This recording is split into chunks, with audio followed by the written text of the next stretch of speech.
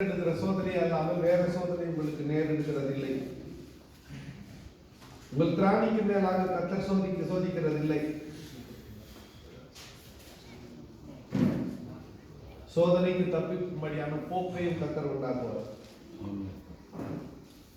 ஆகையால் எனக்கு பிரியமான சகோதரரே, பிரியமானவர்களே, விக்கிரகாராதனைக்கு விலகி ஓடுங்கள். ஒரே திருவிருந்தில் அப்பத்திலும் திராட்சரசத்திலும் நாம் பங்கு பெறுகிறோம். அப்படி பங்கு பெற்றுவிட்டு காலையில திருவிருந்தில பங்கு பெற்றுவிட்டு மாலையில வேறொரு விக்கிரகத்துக்கு பலி செலுத்த போகக்கூடாது. விக்கிரகத்தை ஒரு பொருள் என்று நான் நினைக்கவில்லை. அஞ்ஞானிகள் பலியிடுகிறதை போல தேவனுக்கு அல்ல, பேய்களுக்கே பலியிடுவார்கள். நீங்கள் பேய்களோட ஐக்கியமாயிருக்க எனக்கு மனதில்லை. பூஜை புனஸ்காரங்கள் செய்து கொண்டிருக்கிறது பேய்களுக்கு இடப்படுகிற பலி. அதை நீங்கள் செய்து கொண்டிருக்கிறது எனக்கு மனதில்லை. கர்த்தருடைய பாத்திரத்திலும் பேய்களுடைய பாத்திரத்திலும் நாம பங்கடையக்கூடாது. திருவிருந்தில் கலந்துக்கிறவங்க தனிமைப்படுத்தப்பட வேண்டும். உங்களை நீங்கள் தனிமைப்படுத்திக் கொள்ள வேண்டும். பொல்லாத பேய்களுக்கு இடப்படுகிற ஆராதனைகளிலே, பலிகளிலே நாம் பங்கு பெறக்கூடாது, கை வைக்கக்கூடாது. கர்த்தருக்கு எரிச்சலை மூட்டக்கூடாது. போன் சத்தம் எனக்கு எரிச்சல் மூட்டுற மாதிரி.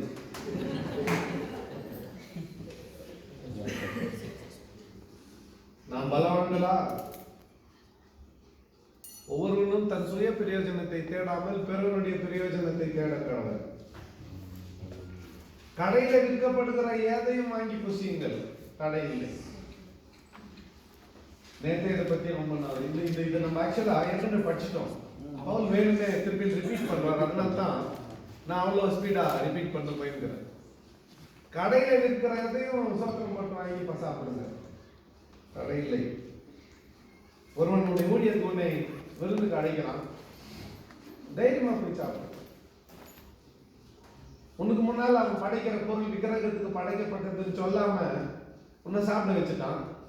சாப்பிட்ட பிறகு வந்து உனக்கு தெரிஞ்சிச்சு, ஒரு தீமையும் இல்லை, நோ ப்ராப்ளம். உனக்கு அவன் சொல்லல, நீ சாப்பிட்ட, ஒன்றும் பிரச்சனை இல்லை, அது ஒன்றும் பண்ணாது. ஆனா இது விக்கிரகத்துக்கு படைப்பட்டது என்று உங்களுக்கு ஒருவர் சொன்னால், அப்படி அறிவித்த நிமித்தமும் மனசாட்சி நிமித்தமும் சாப்பிடாது. உன்னுடைய மனசாட்சியை குறித்து சொல்லல, நீ ரொம்ப ஸ்ட்ராங்கா இருக்கான். ஏன்னா நீ ஏற்கனவே நிற்கிறவன், உனக்கு ஒன்னாவது. உன்னை பார்த்து கொண்டிருக்கிற மற்றவர்களுக்கு, ஃபாலோ பண்றவங்களுக்கு அது தடையா இருக்கும். நான் ஸ்தோத்திரத்தோடு அனுபவித்தால், ஸ்தோத்தரித்து அனுபவித்த பொருளை குறித்து தூஷிக்கப்படுவானே, இதை மட்டும் கொஞ்சம் நான் கவனிக்கணும். எல்லாத்தையும் சோத்திரம் போட்டு சாப்பிடலாமா? திருப்பதி லட்டு சோத்திரம் போட்டு சாப்பிடலாமா? பழனி பஞ்சாமிரத்தை சோத்திரம் போட்டு சாப்பிடலாமா? அதை வாங்கி ஏசியன் ரத்தந்தயம் பிதாகுமாரன் பரிசுத்தாவி நாமத்தினால இதை பழனி பஞ்சாமிரத்தை நான் வேளாங்கண்ணி பஞ்சாமிரம் மாற்றுகிறேன் அப்படின்னு சாப்பிடலாமா? கூடாது. அது விக்கிரக படைக்கப்பட்டதுன்னு தெரிஞ்சிட்ட பிறகு முடிஞ்சிச்சு. నేను உட்காந்துக்கிறேன், யாரும் ஃப்ரெண்டு போகிறதா யார் கொஞ்சம் லட்டு சாப்பிட்டுன்னு கொடுத்தான். அது புத்தகம் ஃப்ரெண்டாச்சா நம்பி சாப்பிட்டேன். சாப்பிட்ட பிறகு சொன்னான், நீ ஒரு பாஸ்டரா, நான் உங்களுக்கு கொடுத்தது திருப்பதி பிரசாதமா? உடனே நான் போயிட்டு அவங்க மறுபடியும் ஒன்றும் தேவையில்லை, லட்டுக்கு தான் சாப்பிட்டேன். அவ அங்கோ நிற்கிறாங்க. அதில் நம்மளுக்கு என்ன இல்லை, அதை வாங்கி அப்படியே ஒரு நமஸ்காரம் போட்டு அதெல்லாம் பண்ணி அப்படி சாப்பிட்டா தப்பு. அது நம்ம வழக்கத்துக்கு இது புதுசா புரிஞ்சுக்க முடியாத ஒரு விஷயம் இல்லை, ரொம்ப சுலபமா புரிந்து கொள்ளக்கூடிய ஒரு செய்தி இது. நாம சுய பிரயோஜனத்தை தேடாமல் அநேகருடைய பிரயோஜனத்தை தேடுகிறவர்களா இருக்க வேண்டும். நீங்களும் யூதருக்கும் கிரேக்கருக்கும் தேவனுடைய சபைக்கும் இடரல் அற்றவர்களாக இருக்கிறது. நான் ஒரு பாஸ்டர், எங்க வட்டாரத்தில் ஏற்கனவே என்னை பத்தி எல்லாருக்கும் தெரியும். இந்த வட்டாரத்தில் நான் பிறந்து வளர்ந்தேன். இப்போ இந்த வட்டாரத்தில் நான் தான் ஃபேமஸ். சர்ச்சுக்கு சர்ச்சு நடத்துகிறேன், ஸ்கூலுக்கு ஸ்கூல் நடத்துகிறேன். 145 பிள்ளைங்க எங்கள் ஸ்கூலில் படிக்கிறாங்க. இங்கேருந்து ஒரு 35 குடும்பம் எங்கள் சர்ச்சுக்கு வராங்க. இங்கே கவுன்சிலர் எலெக்ஷன் வருது வந்துச்சு. இப்போ நான் நின்று என்னை எதிர்த்து நிற்கிறவங்களாம் தோத்துட்டு இருப்பாங்க. சரியா? ஏன்னா எனக்கு ரெப்யூட்டேஷன் இருக்குது. நான் என்ன செஞ்சுருக்கிறேன் இந்த சமுதாயத்துக்கு தெரியும். நான் வந்தால் நல்லது செய்வேன்னு கூட அவங்க எதிர்பார்த்து எனக்கு ஓட்டு போட்டுருப்பாங்க. ஓட்டு போட்டு முடிஞ்ச உடனே ஆகஸ்ட் மாதத்தில் மாதிரி அவர்கிட்ட கூழ் ஊற்றுவாங்க. அப்போ என்ன கூப்பிடுவாங்க, அம்மா தாயன்னு என்ன பண்ணோம், மாலையை போட்டுக்கணும். ஏன்னா நம்ம வாழ்ந்துட்ட சமுதாயம். அப்புறம் ஜனவரி 15ஆம் தேதி குருசடிக்கு திருவிழா எடுப்பாங்க. தெருவா தேர் எடுத்துட்டு போனோம். ஏன்னா கவுன்சிலர் ஆச்சா. அன்னை மேரி அம்மாக்கு காப்பி ஊற்றணும். பிப்ரவரி 2-3 நாள் இங்கே உங்களுக்கு மீட்டிங் நடத்தணும். நல்லா இருக்குமா? நல்லா இருக்குமா? அது எனக்கு பதவியை கொடுத்தாலும் செல்வாக்கை கொடுத்தாலும் கண்டிப்பா ஜெயிச்சிருவன்ற நம்பிக்கை கொடுத்தாலும் ஏறத்தாழ அந்நிய நுகத்தில் இணைக்கப்படுகிறதற்கு சமம். அது எல்லாரையும் பிரியப்படுத்த வேண்டும். அதுக்காக ஓட்டு போடுறதோட நின்று என்னுடைய அரசியல் பங்கு எதோட நின்றுது, ஓட்டு போடுறதோட நின்று. நான் சொல்றது விளைஞ்சா நமக்கு எங்க போக முடியாது, அதுக்குள்ள போக முடியாது. ஏன்னா அந்த காம்ப்ரமைஸ் பண்ண வேண்டி வரும். அதுதான் நான் சொல்றேன், இந்த உலகத்துக்கு ஒத்த வேஷம் காம்ப்ரமைஸ் பண்ண வேண்டி வரும். எல்லாத்துலயும் நிறைய விஷயங்கள்ல காம்ப்ரமைஸ் பண்ண வேண்டி வரும். ரோடு கான்ட்ராக்டர்காரன் வருவான், சார் இந்த முறை உங்க ஏரியாவில் 3 ரோடு போடுறோம் சார். சரி போடுங்க, இந்தா சார் உங்க கமிஷன் ஒரு 2 லட்சம் வச்சுக்கணுமா. நான் யாரும் தெரியாத வாங்கி பாக்கெட்ல போட்டுக்குவேன். அவன் 10 மூட்டை சிமெண்ட் போடுற இடத்துல 5 மூட்டை சிமெண்ட் போடுவான். 6 மாசத்துல ரோடு குண்டம் குழி ஆகிடும். என்ன நல்லவன்னு சொன்ன இந்த சமுதாயம் என்ன சொல்லலாம், அவன் பெரிய பாஸ்ட் 2 லட்சம் லஞ்சம் வாங்கிக்கின்னு குண்டு குழிமா ரோட போட்டு வச்சான் பாருன்னு. காம்ப்ரமைஸ் ஆகுறதுல இருக்கக்கூடிய பிரச்சனை. அதனால தான் பவுல் சொல்றாரு, ஏன் தலைவலி இதெல்லாம் வேணாம், விக்கிரக ஆராதனை பண்றதுக்கே இவ்வளவு பிரச்சனை. இதெல்லாம் அதுக்கு நம்மளை கொண்டு போய் இந்த விக்கிரக கோயில நிறுத்திடும். நீங்கள் யூதருக்கும் கிரேக்கருக்கும் தேவனுடைய சபைக்கும் இடரற்றவராயிருங்கள். இதெல்லாம் செஞ்சா இது செஞ்சா இடரல் மாறிடுவேன். இடரல் அற்றவர்கள் ஆயிருங்கள். 11ஆம் அதிகாரத்துக்கு வரலாம்.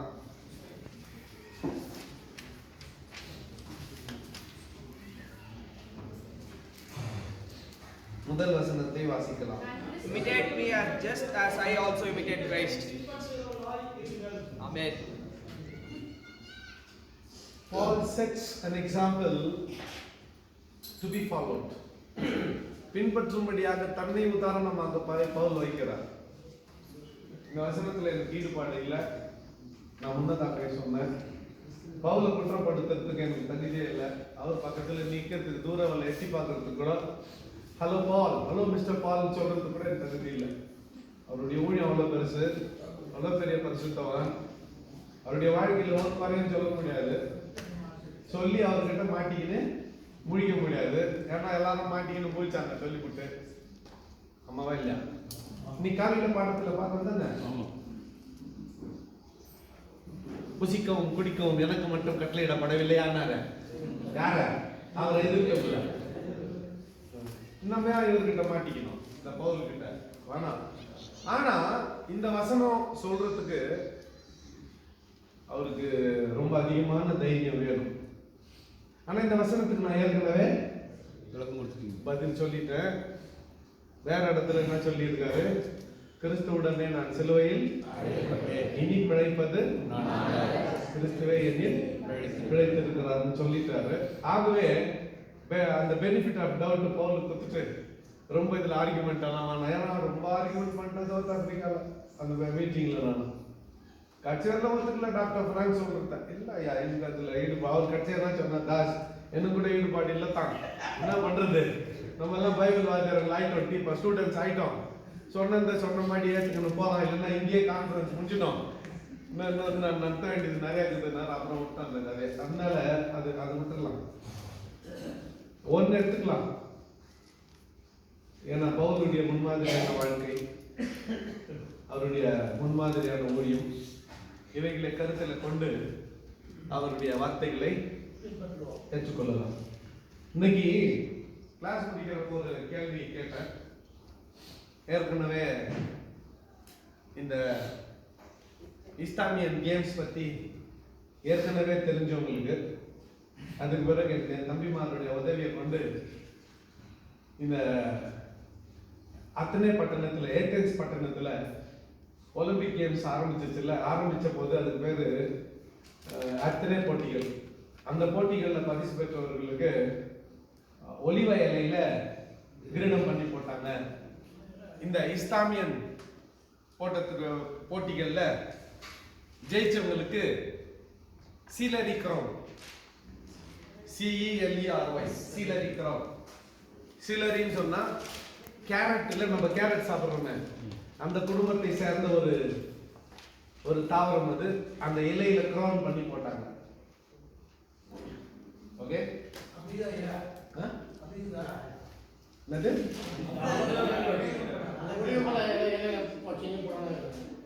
ஒலிவ இலையில அத்தனை பட்டணத்துல நடந்த ஒலிம்பிக் கேம்ஸ்ல ஜெயிச்சவங்களுக்கு ஒலிவ இலையில கிரீடம் போட்டாங்க. இஸ்லாமியன் கேம்ஸ்ல ஜெயிச்சவங்களுக்கு சீலரி கிரவுன் போட்டாங்க. சீலரின்றது கேரட் இலைக்குது, அப்படிப்பட்ட ஒரு இலை. அந்த குடும்பம் கேரட் குடும்பம் அதுல கிரவுன் செஞ்சு மாட்டினாங்க. ரெண்டும் அழிஞ்சிடும். நீ நானும் கூட எல்லாம் 11ஆம் அதிகாரம் 2ஆம் வசனத்துல இருந்து 12ஆம் வசனம் வரை வாசிக்கலாம்.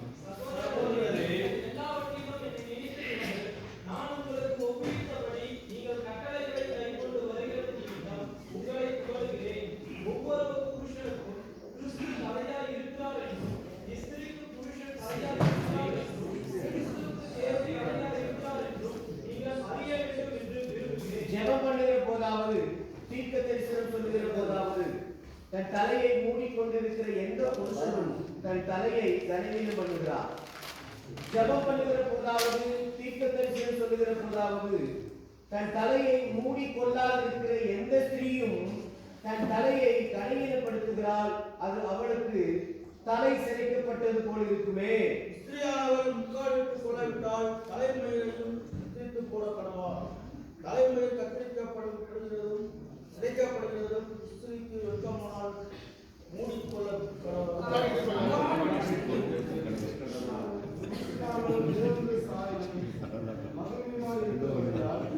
தலையை மூடிக்கொள்ள வேண்டுவதில்லை. ஸ்திரீயானவள் புருஷனுடைய மகிமையாய் இருக்கிறாள். புருஷன் ஸ்திரீயிலிருந்து தோன்றினவள் அல்ல, ஸ்திரீயே புருஷனில் தோன்றினவள். புருஷன் ஸ்திரீக்காக சிருஷ்டிக்கப்பட்டவன் அல்ல, ஸ்திரீயே புருஷனுக்காக சிருஷ்டிக்கப்பட்டவள். 10ஆம் வசனம் எல்லாம் சேர்ந்து படிச்சிடலாம்.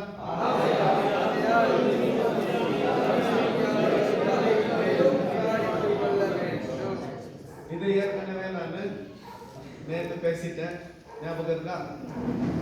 இப்ப முக்காடு போட்டுக்கிறது ஏன் முக்காடு போடணும் அப்படின்றது இப்ப டக்குன்னு பார்த்தா போட்டுக்கிறாங்க. அப்பத்துல இருந்தா போட்டுக்கிறாங்க. இவ்வளவு சொல்லியும் போடாதவங்களுக்குறாங்க. இப்ப இவங்களை போடுங்கன்னு நான் சொல்ல மாட்டேன். ஃப்ரீயா இருங்க. இப்ப நீங்க வாழ்ந்துருக்கிற காலம் வேற. ஏசு தசை யாரை கண்ணுமே அவரை விட்டு தான் திட்டி இருப்பாரு, எடுத்து போடுங்க அப்படின்ட்டு. ஓகே, கான்டெக்ஸ்ட் புரிஞ்சுக்கோங்க. பின்னணியை புரிஞ்சுக்கோங்க. ஒரு புருஷன் கிறிஸ்து தலைக்கு சபைக்கு தலையா இருக்கிறது போல புருஷன் குடும்பத்துக்கு அல்லது மனைவிக்கு தலையா இருக்கிறான். அப்ப புருஷனானவன் முக்காடு போடுறது அவனுக்கு தகாது. முக்காடு போடுறது புருஷனுக்கு தகாது. ஜெபம் பண்ணும் போதும் சரி, தீர்க்க தரிசனம் உரைக்கும் போதும் சரி, சபையில பேசுறப்போ சரி, முக்காடு போடுறது புருஷனுக்கு தகர், முக்காடு போடாம இருக்கிறது மனைவிக்கு தகர். எப்போ ஜெபம் பண்ணும் போதோ, பாட்டு பாடும் போதோ, அல்லது தீர்க்க தரிசனம் உரைக்கும் போதோ முக்காடை எடுத்துட்டா முடிய வெட்டி போட்டணும்ன்றாரு பவுல். இதெல்லாம் யார் கேட்பாங்க?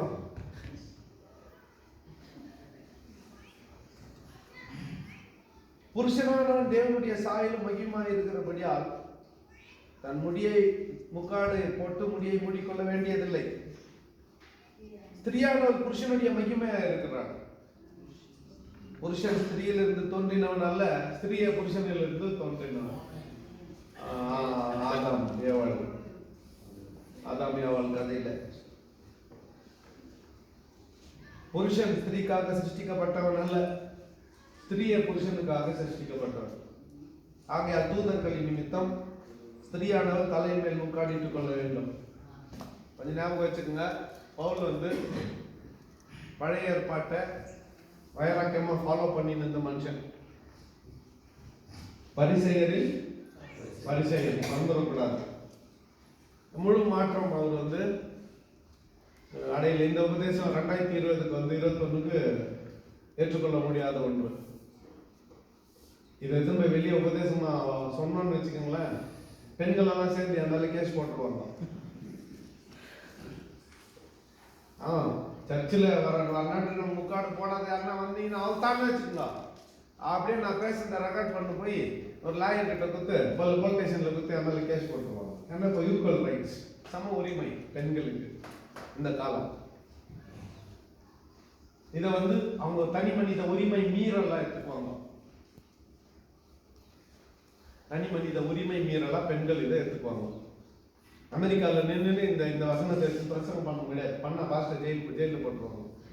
சிங்கப்பூர்ல, அமெரிக்காவில், ஈவன் யூரோப் ஃபுல்லா இந்த வார்த்தைகளை சொல்லி பிரசங்கம் பண்ணா அங்க ஜெயிலில் போட்டுருவாங்க. காரணம் என்னன்னு சொன்னா அங்கெல்லாம் தனி மனிதனுக்கு என்ன உரிமை, தனி மனித உரிமை மீறல் கூடாது. மற்ற விருப்பம்னா அவங்ககிட்ட போய் ஏசு நல்லவர் நீ சொல்லக்கூடாது. அவன் போலீஸ்ல கம்ப்ளைண்ட் பண்ணா அவனை பிடிச்சி ஜெயிலில் போட்டுருவாங்க. மேல் டாமினேட்டட் வேர்ல்ட், ஆண் ஆதிக்கம் நிறைந்த உலகம். டு சம் எக்ஸ்டென்ட் ஆண்டவர் இல்ல, ஜூயிஷ் கம்யூனிட்டி கூட, யூத சமுதாயம் கூட, கிரேக்க சமுதாயம் கூட, ரோமன் சமுதாயம் கூட. அதனால தான் இந்த பேகன் புறஜாதி அல்லது விக்கிரகத்தை வணங்குகிறவர்கள் பெண் தேவதைகளை நோக்கி போனாங்க, செமிராமிஸை நோக்கி போனாங்க, டயானாவை நோக்கி போனாங்க. இங்க அந்த பெண் தேவதை பேர் என்னப்பா? அப்ரோடைட்டை நோக்கி போனாங்க. ஏன்னா எங்க கட்டுப்பாடு இருக்குது, அங்க கட்டுப்பாடு இல்லை. அதனால அங்க போனாங்க. அங்க கட்டுப்பாடு இல்லை, அதனால அப்ரோடைட்டை நோக்கி போனாங்க. யூதர்களே போனாங்க. ஆண்டவர் கோவம் எரிச்சல். அப்ப உன் பதில் என்ன தான் கேக்குறீங்களா? வேதம் சொல்லுகிறது முக்காடு எடுத்துக்கொள்ள வேண்டும். அதுக்கு மேல நான் எந்த ஆர்குமெண்ட்டும் பண்ண விரும்பல. தேவ தூதர்களின் நிமித்தம் ஸ்திரியானவர் தலையின் மேல முக்காடு இட்டுக்கொள்ள வேண்டும்.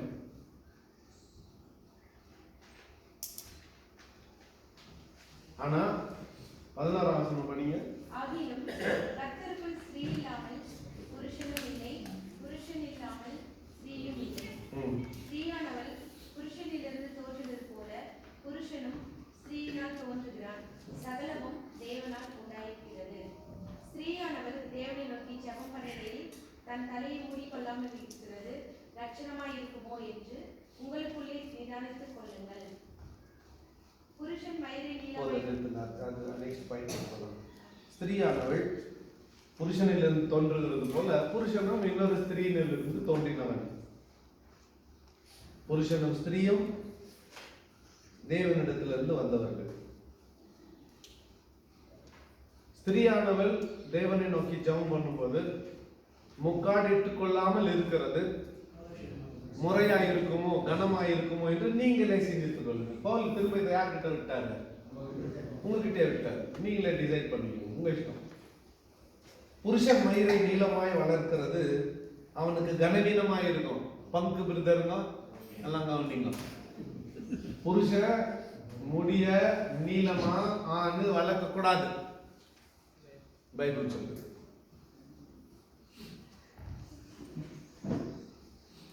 ஸ்திரீ தன் மயிரை நீளமாய் வளர்க்கிறது அவளுக்கு கனமாய் இருக்கும்.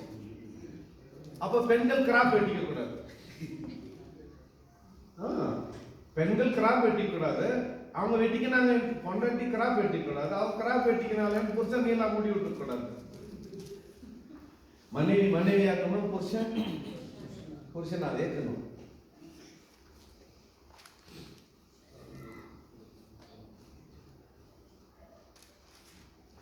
ஆகிலும் ஒரு வாக்குவாதம் செய்ய மனதாயிருந்தால் எங்களுக்கும் தேவனுடைய சபைகளுக்கும் அப்படிப்பட்ட வழக்கம் இல்லை என்று அறிய கடவுள். உங்களை புகழாமல் இதை குறித்து உங்களுக்கு கட்டளை கொடுக்கிறேன். நீங்கள் கூடி வருதல் நன்மைக்கு ஏதுவாயிராமல் தீமைக்கு ஏதுவாயிருக்கிறது. முதலாவது, நீங்கள் சபையிலே கூடி வந்திருக்கும் போது உங்களில் பிரிவினைகள் உண்டென்று கேள்விப்படுகிறேன். அதில் சிலவற்றை நம்புகிறேன். உங்களில் உத்தமர்கள் இன்னார் என்று வெளியாகும்படிக்கு மார்க்க பேதங்கள் உங்களுக்குள்ளே உண்டாயிருக்கிறது.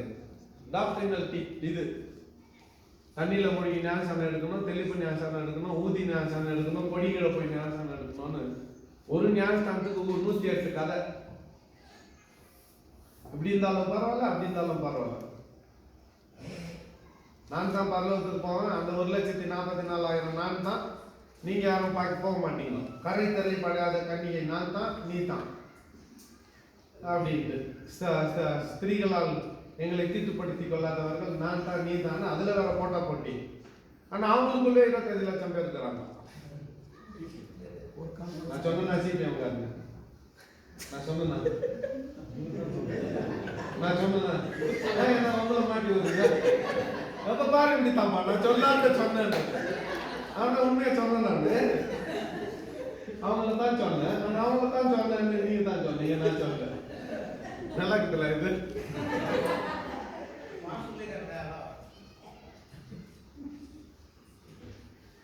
உங்களில் உத்தமர்கள் இன்னார் என்று வெளியாக படிக்கும் மார்க்க பேதங்களும் உங்களுக்குள்ள உண்டாயிருக்க வேண்டியதே. நீங்கள் ஓரிடத்தில் கூடி வரும் பொழுது அவனவன் தன் சொந்த போஜனத்தை முந்தி சாப்பிடுகிறான். ஒருவன் பசியாய் இருக்கிறான், ஒருவன் வெறியாய் இருக்கிறான். சர்ச்சுக்குள்ள, சபைக்குள்ள இப்படி செய்கிறது கர்த்தருடைய ராபோஜனம் அல்லவே. ராபோஜனம் இப்படி இல்லை. புசிக்கிறதுக்கும் குடிக்கிறதுக்கும் உங்களுக்கு வீடுகள் இல்லையா?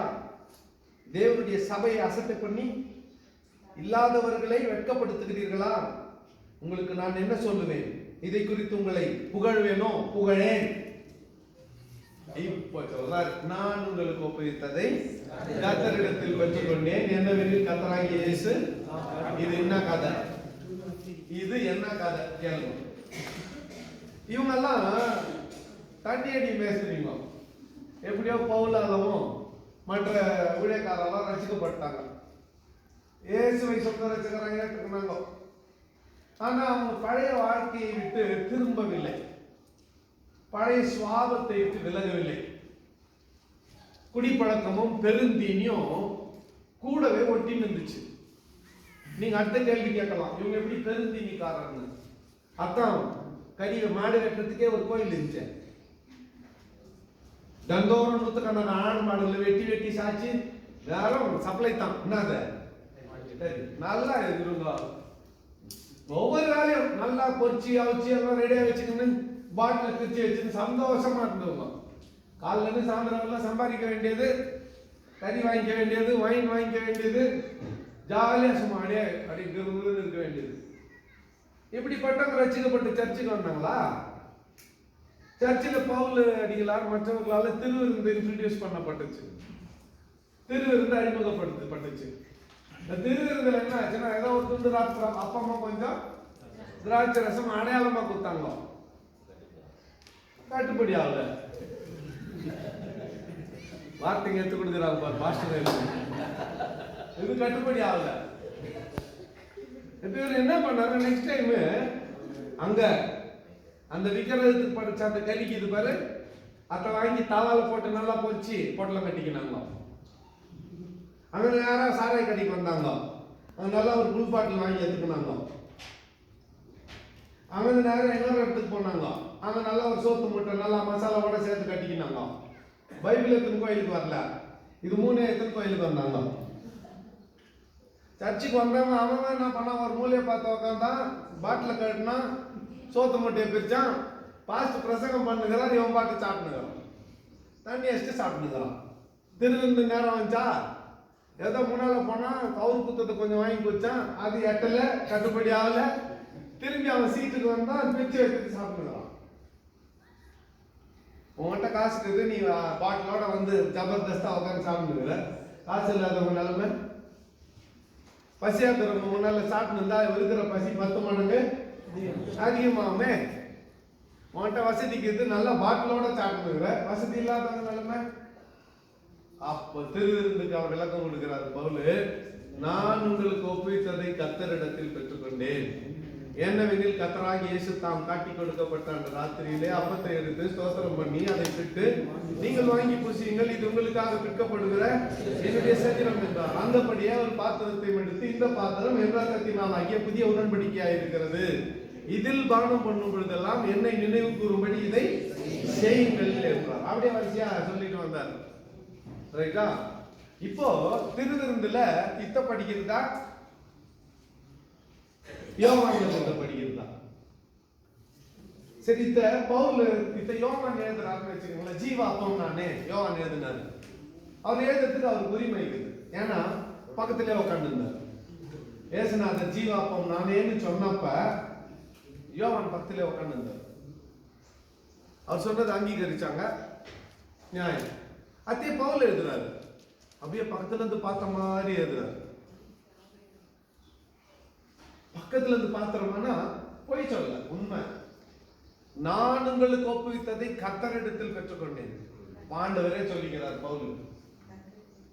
ஆண்டவரே சொல்லுகிறார் பவுலுக்கு, என்னவெனில் கர்த்தராகிய இயேசு தாம் காட்டிக்கொடு. அந்த முழு அந்த ராத்திரி திருவிருந்து பஸ்கா ஆசரிச்சாங்களே சீஷர்கள், இயேசுநாதர் கூட, அது அப்படியே பக்கத்திலே இருந்து பார்த்த மாதிரி 12வது சீஷரா இவர் உட்கார்ந்த மாதிரி அப்படியே நரேட் பண்றாரு. அப்படியே சொல்றாரு, வரி பிசகாமல். இப்ப நம்ம என்ன பண்றோம், இதை திருவிருந்துல படிக்கிறோம். நீங்க இதனா படிங்க, யோவான்ல எதுக்கு எதுனா படிங்க, பேக்ரவுண்ட புரிஞ்சுன்னு படிங்க, பின்னணியை புரிஞ்சுன்னு படிங்க. பின்னணி நியாயத்தை பவுல் சொன்னார் கொரிந்துக்கு, வேற எங்கேயும் சொல்லல. எபேசு சபையில சொல்லல, பிலிப்பி சபையில சொல்லல, கொலோசு சபையில சொல்லல, பாஸ்டர் தீமோத்தேயுக்கு எழுதுறப்ப சொல்லல, பாஸ்டர் தீத்துக்கு எழுதுறப்ப சொல்லல. கொரிந்து சபையில ஏன் நான் சொன்னார்னா, இவங்கெல்லாம் பெருந்தீனி காரணங்களும் விக்கிரகத்துக்கு படைக்கப்பட்ட அந்த மாமிசத்தை கொண்டு வந்து தேவனுடைய ஆலயத்துல உட்கார்ந்து சாப்பிட்டு தண்ணி அடிச்சிருந்தாங்க. வெளியே தெருவில் தண்ணி அடிச்சிருந்தாலும் வந்து சர்ச்சில் உட்காந்து தண்ணி அடிச்சிருந்தான். இது பவுல் கேள்விப்பட்டு ரொம்ப வசனப்பட்டு அதனால தான் எழுதுறாரு திருவிருந்தை பத்தி. புரிஞ்சுச்சா இப்போ? புரிஞ்சுச்சா இப்போ? என்னுடைய ரெக்கமெண்டேஷன், திருவிருந்து எப்பெல்லாம் உங்க சர்ச்சில் நீங்க செலிப்ரேட் பண்றீங்களோ அப்பெல்லாம் ஒரு சிம்பிள் சாப்பாடு, ஒரு சிம்பிள் மீல் அரேஞ்ச் பண்ணிக்கின்னு சிம்பிளா ஒவ்வொரு மாசம் பிரியாணி போட வேண்டிய அவசியம் இல்லை. ஒரு சிம்பிள் சாப்பாடோட ஒரு திருவிருந்து முடிந்தால் நலமா இருக்கும். ஃபெலோஷிப் மீல்னு பேர் அது. ஐக்கிய ஆதாரம் அல்லது சமபந்தி போஜனம். இந்த வார்த்தை கேள்விப்பட்டிருக்கீங்களா?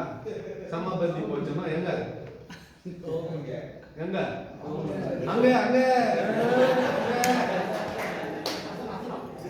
எங்கிருந்தியா வாங்க, என்ன மாட்டி விட்டுருக்கு.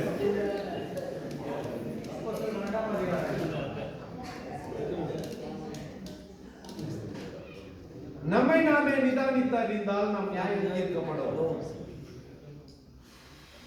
நாம் நியாயம் தீர்க்கப்படும் போது உலகத்தோட ஆக்கினைக்குள்ளாக தீர்க்கப்படாதபடிக்கு கர்த்தராலே சிட்சிக்கப்படுகிறோம். ஆகையால் என் சகோதரரே, நீங்கள் போஜனம் பண்ண வரும்போது ஒருவருக்காக ஒருவர் காத்திருங்கள். நீங்கள் ஆக்கினைக்கு ஏதுவாக கூடி வராதபடிக்கு ஒருவனுக்கு பசியா இருந்தால் வீட்டிலே சாப்பிட கடவன். மற்ற காரியங்களை நான் வரும்பொழுது திட்டம் பண்ணுவேன். இன்னைக்கு சாப்பிடுற விஷயத்துல நமக்கு ஒரு டிசிப்ளின் வேணும். சாப்பிடுற விஷயத்துல நமக்கு ஒரு டிசிப்ளின் வேணும். எது நம்ம உடம்புக்கு ஒத்துக்காதோ அதை சாப்பிடக்கூடாது. அதையும் அதிகமா சாப்பிடக்கூடாது. அதையும் அளவுக்கு அதிகமா சாப்பிடக்கூடாது. எதெல்லாம் நம்ம உடம்புக்கு கேடோ அதெல்லாம் நம்மளுக்கு இஷ்டம். எதெல்லாம் நம்மளுக்கு உடம்புக்கு நல்லதோ அதெல்லாம் நம்மளுக்கு கஷ்டம். பாவக்காய் பொரியல் நான் வச்சேன்னா அண்ணா சாப்பிடுவீங்களா? இதுக்காக வந்து அங்கிருந்து சென்னையிலிருந்து பாவக்காய் பொரியலா கசப்பை கொடுக்கறதுக்காக கூப்பிட்டாரு. ஆனா அது நல்லது உடம்புக்கு. அது உடம்புக்கு நல்லது. நம்ம உடம்புல இருக்கிற நச்சுத்தன்மையை குறைக்கிறதுக்கு, சுகர் பிபி எல்லாம் வந்துட்டு கஷ்டப்படுறவங்களுக்கு அது சாப்பிட்டா நல்லது. எப்போ வருது? அதுதான் ஆகாரம் பகிர்ந்து சாப்பிட வேண்டாம். ஆகாரம் பகிர்ந்து புசிக்கப்பட வேண்டும். அது என்ன? சோறோ குழம்போ ரசமோ கறியோ மீனோ முட்டையோ ரொட்டியோ எதுவாக இருந்தாலும் பகிர்ந்து புசிக்க வேண்டும். எல்லாருக்கும் சம பங்கு. எல்லாருக்கும் சம பங்கு. Nobody is special here. யாரும் விசேஷமானவர்கள் அல்ல. இங்க கெஸ்ட்டுங்க வந்துட்டாவே அவங்களே வச்சுல வந்து இது கொஞ்சம் போடு அது கொஞ்சம் போடுன்னு வாங்கிக்கின்னு கொஞ்சம் பால் மட்டும் குத்துருன்னு அதில் கார்ன்ஃபிளாக்ஸ் போட்டு சாப்பிட்டு விட்டுறாங்க. என்ன தொந்தரவு கொடுக்குறது இல்லை. நீங்க பாக்குறீங்களா? நீங்க வரக்கூடிய டீச்சர்கள்லாம் கூட அமெரிக்கால இருந்து வரவங்க கூட வரிசையில் வந்து நின்றுக்கிறாங்க. நான் வந்து என்ன பண்ணிட்டேன், ஒரே இடத்துல 100 பேர் வந்தீங்களா? நான் என்ன கவனிச்சேன்? என்ன கவனிக்கிறதுக்கே நம்மளுக்கு முடியல. நேற்று மத்தியானம் எனக்கு குழம்பே இல்லை. ரசத்தில் சாப்பிடலான்னு பார்த்தா ரசம் இல்லை, வெள்ளை சோறு இல்லை, முட்டை இல்லை. அந்த மசாலா சோறு மட்டும் கொஞ்சம் எடுத்துன்னு போய் உள்ள யாரும் தெரியாத சாப்பிட்டு பாக்கி சாப்பிட்டு பாக்கி வச்சுட்டு வந்தேன். நான் போய் யாருக்கு சொல்றது? என்ன யார் கவனிச்சது? சோறு போட்டவங்க கவனிச்சாங்களா? என் வசந்த கேட்ட நீங்க கவனிச்சிங்களா? அவங்கவுங்கள கவனிச்சுக்கணும். இந்த மாதிரி ஒரு பொது மீட்டிங் வரப்போ அவங்கவுங்கள கவனிச்சுக்கணும்.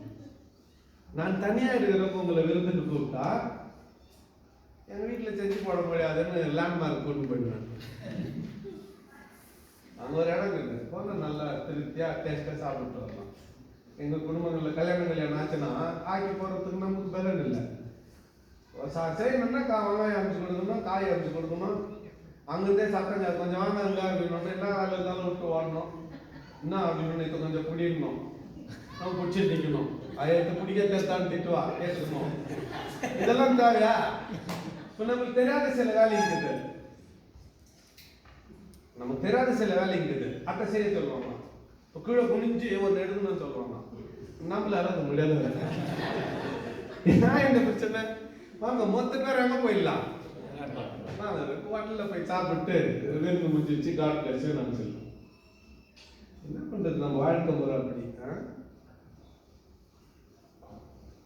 வேலைக்கு போற பொண்டாட்டியை கட்டி பாருங்க, அப்ப தெரியும். நான் சொல்ற கதை. ஓகே சரி. ஒருத்தர் குறிப்பிட்ட ஆளு நான் விருந்துக்கு கூப்பிட்டா அவன் தான் கெஸ்ட் அப்படிங்களா? இப்ப சிறந்த உணவை அவங்களுக்கு படைக்கணும். அதே மாதிரி நீங்க என்ன கூப்பிட்டா என்ன மட்டும் கூப்பிடணும். என்ன விருந்துக்கு கூப்பிட்டீங்கன்னா என்ன மட்டும் கூப்பிடணும். 100 பேரை கூப்பிட்டு 101 என்ன கூப்பிட்டா நான் வரமாட்டேன். எல்லாம் வருகிறத பாரு. அப்ப நான் கெஸ்ட்னா நான் மட்டும் தானே இருக்கணும்.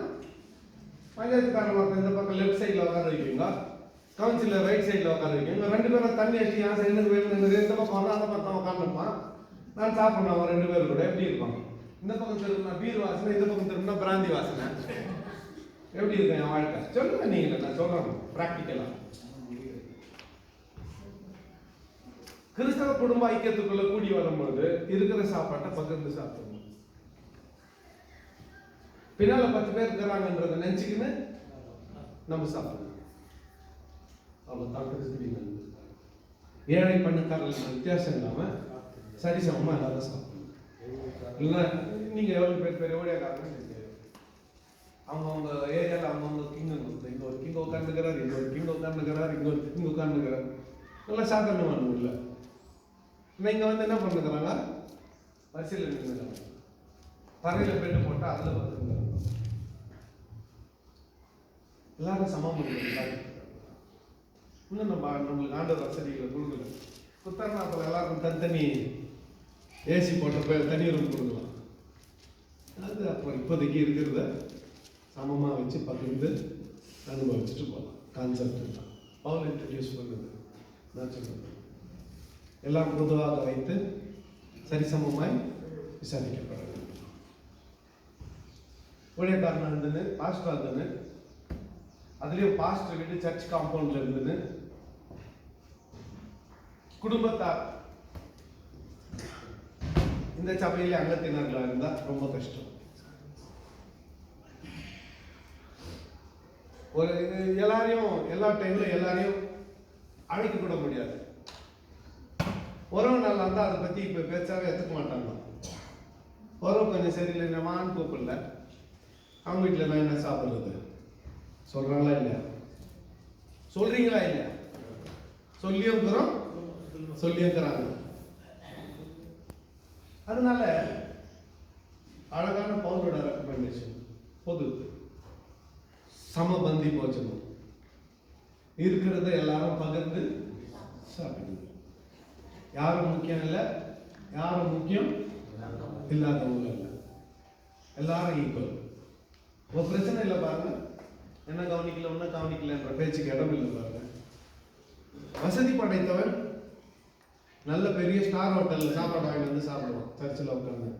வசதி இல்லாதவன் அப்ப நீ பசியானா உன் வீட்டில் போய் சாப்பிட. இங்க இருக்கிறது சமபந்தி போச்சனம், இங்க இருக்கிறது திருவிருந்து போச்சனம்.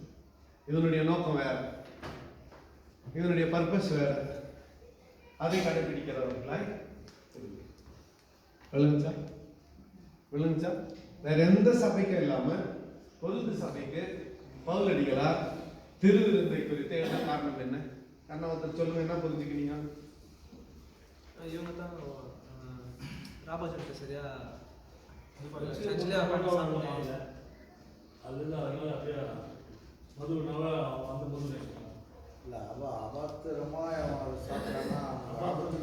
புரிய வைக்கிறாரு. அதனால அதுக்காகவே அவன் புரிய மாட்டான். எல்லாரும் சமம். பசி எடுத்தா வீட்டுல சாப்பிட்டுக்கோ, இங்க வந்து சாப்பிட வேண்டியது அவருடைய சரீரமாக அப்பமும் அவருடைய ரத்தத்துக்கு அடையாளமான திராட்சரசம். வசதிக்காக சாப்பிடுற இடம் இல்லை இது, ஐக்கியத்துக்காக சாப்பிடுற இடம். சரீரம் என்பது சபை. சபையில எல்லாரும் சமபந்தி சமம். கத்த தாமே இந்த வார்த்தைகளை ஆசீர்வதிப்பாராங்க. இதுல எதுனா டவுட் இருக்குதா? கேளுங்க. தூதர்கள் ஸ்ரீனுடைய காரியத்தில் தூதர்கள் பிரச்சனை எக்ஸ்பிளைன் பண்ணிட்டீங்க. ஸோ தூதர்களுக்கு